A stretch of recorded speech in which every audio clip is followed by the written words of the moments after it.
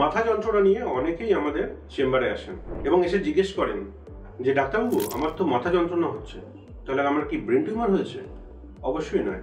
মাথা যন্ত্রণার অনেক কারণগুলোর একটি হলো ব্রেন টিউমার, এবং ব্রেন টিউমারের অনেক সিমটমের মধ্যে একটি হলো মাথা যন্ত্রণা।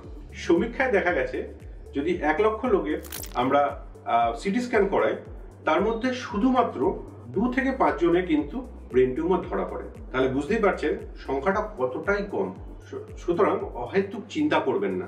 ব্রেন টিউমার ইউজুয়ালি অনেক সিমটম নিয়ে প্রেজেন্ট করে, এবং মাথা যন্ত্রণা তার মধ্যে সবথেকে আমরা বলতে পারি লিস্ট কমন সিমটম।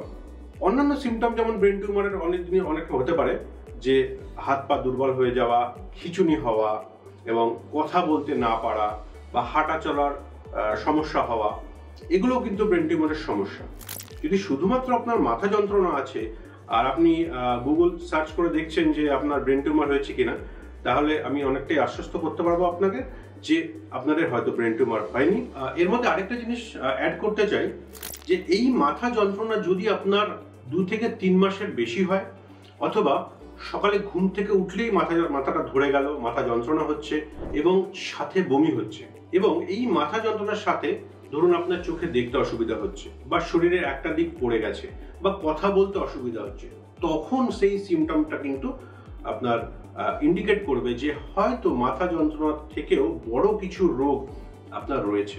তখন কিন্তু আমি বলবো যে একজন নিউরোলজিস্ট বা নিউরোসার্জনকে দেখিয়ে নেবেন। তখন ওই মাথা ব্যথাটাকে অবহেলা করবেন না। নমস্কার।